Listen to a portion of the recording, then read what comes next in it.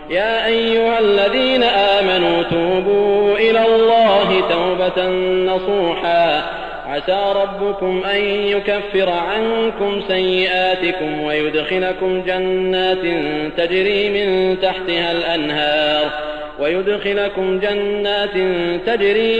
تحتها الأنهار يوم لا يخزي الله النبي والذين آمنوا معه نورهم يسعى بين أيديهم وبأيمانهم يقولون ربنا أتمم لنا نورنا واغفر لنا إنك على كل شيء قدير يا أيها النبي جاهد الكفار والمنافقين واغلظ عليهم ومأواهم جهنم وبئس المصير ضرب الله مثلا للذين كفروا امرأة نوح وامرأة لوط كانتا تحت عبدين من عبادنا صالحين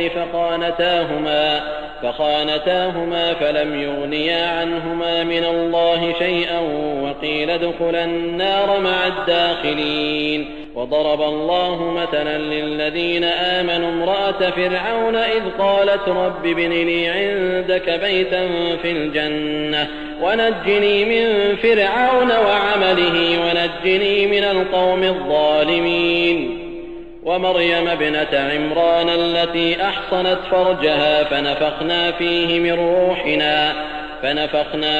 من روحنا وصدقت بكلمات ربها وكتبه وكانت من القانتين.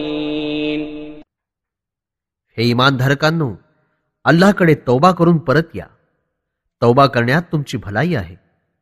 लवकरच अल्लाह तुमची वाईट कर्म दूर करेल आणि तुम्हाला अशा जन्नतीमध्ये दाखल करेल ज्यांच्या खाली प्रवाह जारी असतील. हा असा दिवस असेल जेव्हा अल्लाह आपले पैगंबर सल्लल्लाहु अलैहि वसल्लम यांना आणि त्यांच्या इमानधारक साथीदारांना लज्जित होऊ देणार नाही. त्यांचा प्रकाश त्यांच्या समोर आणि उजव्या बाजूला चालत असेल. हे लोक दुआ करत असतील की हे आमच्या पालनकर्त्या, आमचा नूर प्रकाश आमच्यासाठी परिपूर्ण बनव आणि आम्हाला क्षमा कर. निस्संदेह तू प्रत्येक गोष्ट करण्याचं सामर्थ्य राखतोस. हे पैगंबर सल्लल्लाहु अलैहि वसल्लम, इन्कारी आणि दांभिक लोकांशी जिहाद करा आणि आता यांच्यावर कठोर कारवाई करा. यांचं ठिकाण जहन्नम आहे आणि हे अतिशय वाईट ठिकाण आहे. इन्कारी लोकांकरता अल्लाह एक उदाहरण सांगतो. नूह यांची पत्नी आणि लूत यांच्या पत्नीचं.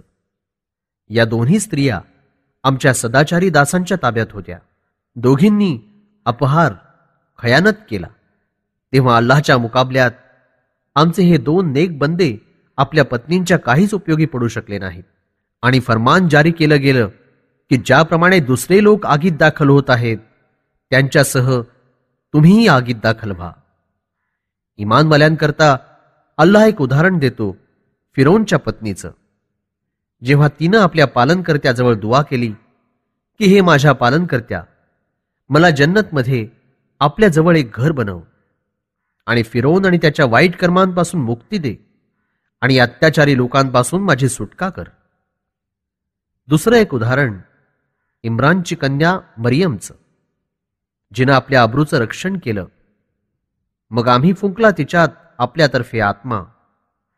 मरियम आपल्या पालनकर्त्याचं फरमान खरं जाणत होती आणि त्याच्या ग्रंथाचं सत्य समर्थन करीत होती आणि ती अतिशय आज्ञाधारक आणि उपासना करणारी होती.